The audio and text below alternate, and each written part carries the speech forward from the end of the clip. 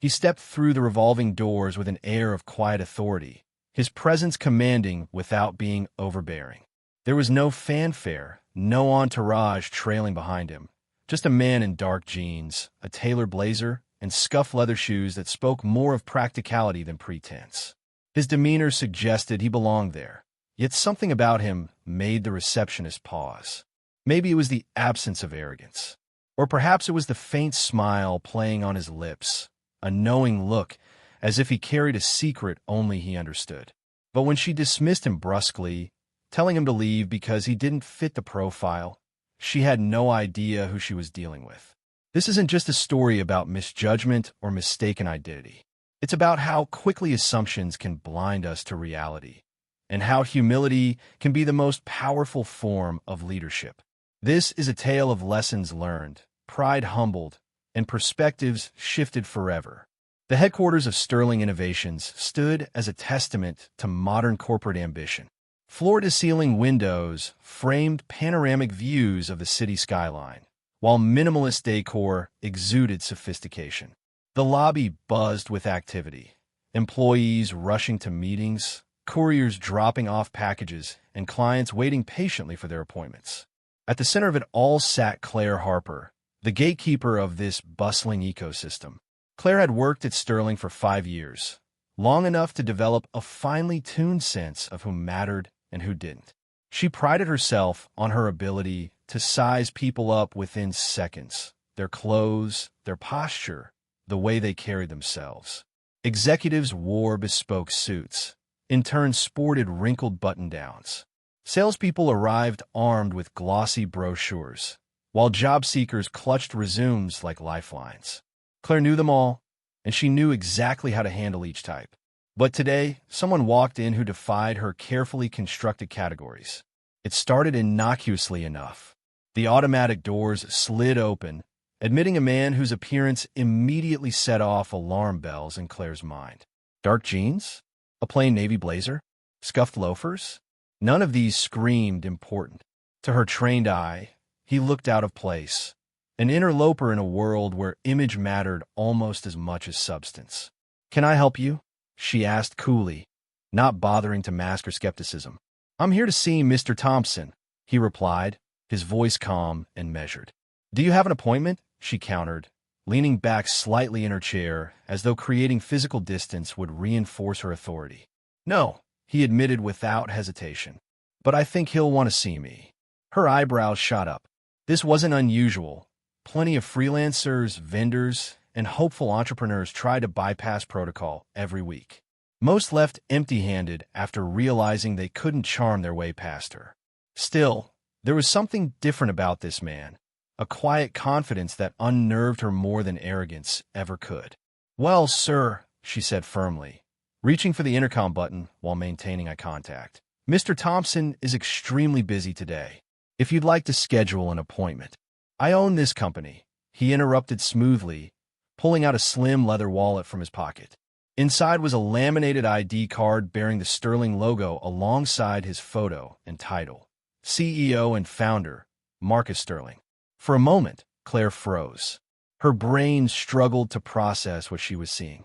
Surely this had to be some kind of prank, a setup, or maybe someone impersonating the boss for kicks.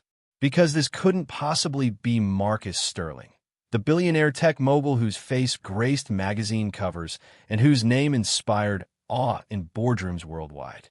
That Marcus Sterling would never dress like this. She laughed nervously, shaking her head. "Oh, come on. Nice try." His expression didn't change. Not a flicker of amusement crossed his features.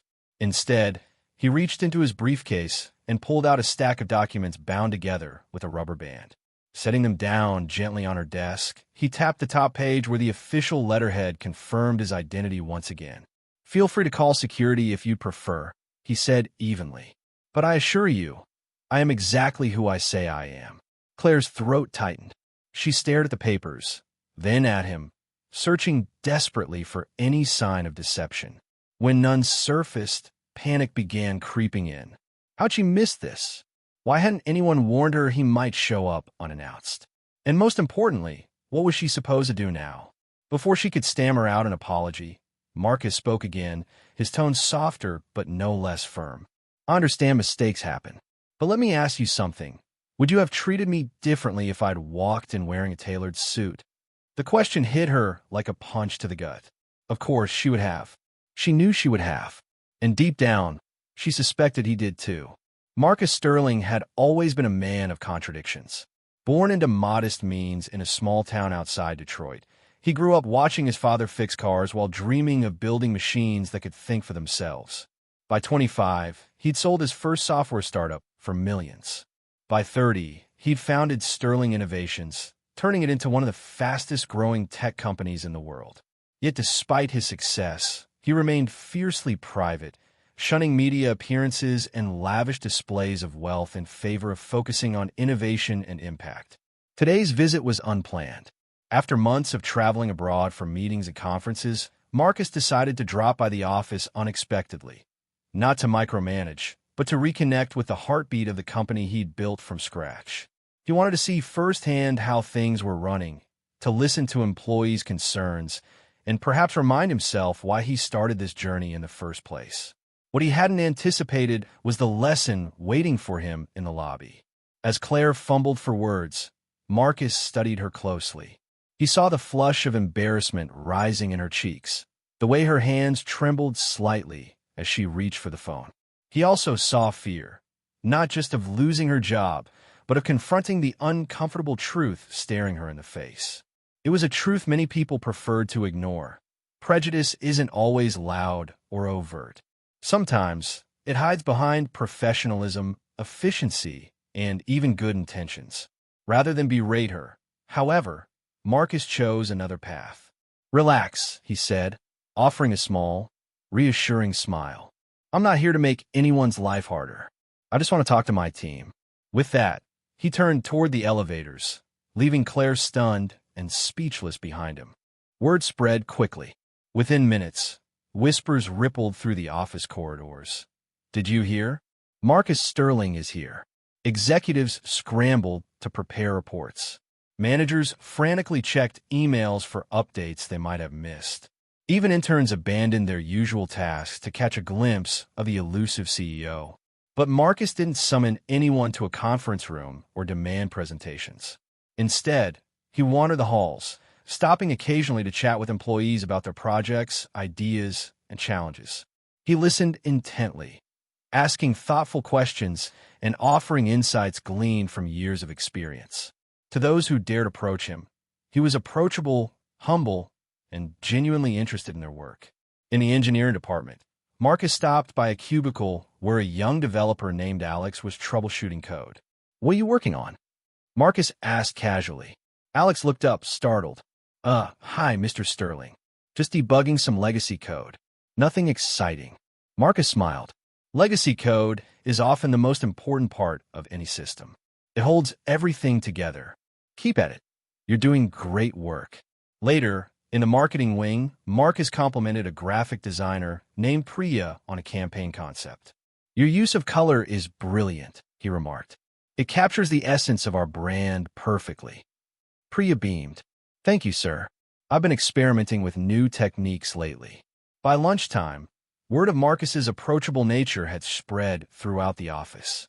People began to relax around him, sharing their thoughts and ideas freely. For many, it was their first real interaction with the man behind the company's success. By lunchtime, Claire had composed herself enough to draft a formal apology email. Before sending it, though, she hesitated. Something about Marcus's demeanor earlier, his calmness, his lack of anger, had stayed with her. Against her better judgment, she decided to deliver the note in person. Finding him in the cafeteria, seated alone at a corner table with a cup of coffee and a sandwich, she approached cautiously. "Mr. Sterling," she ventured, clutching the folded piece of paper like a lifeline. "May I speak with you for a moment?" He looked up, nodding. "Of course. I wanted to apologize for earlier," she began, her voice trembling. "I shouldn't have assumed. Well, I should have handled things differently. Please accept my sincerest apologies." To her surprise, Marcus smiled warmly. "Thank you for saying that. I appreciate it." Encouraged, Claire pressed on. "If there's anything I can do to make amends..." "There is," he interrupted gently. Don't let it happen again. Not just with me, but with anyone else who walks through those doors. You're the first impression people have of this company. Make sure it's a good one. His words struck a chord within her. For years, she justified her biases as necessary filters to weed out distractions and protect the company's precious resources. But standing there, facing the man she'd nearly turned away, she realized how wrong she'd been. Success doesn't wear a uniform. Greatness doesn't announce itself with fanfare. An opportunity rarely knocks twice.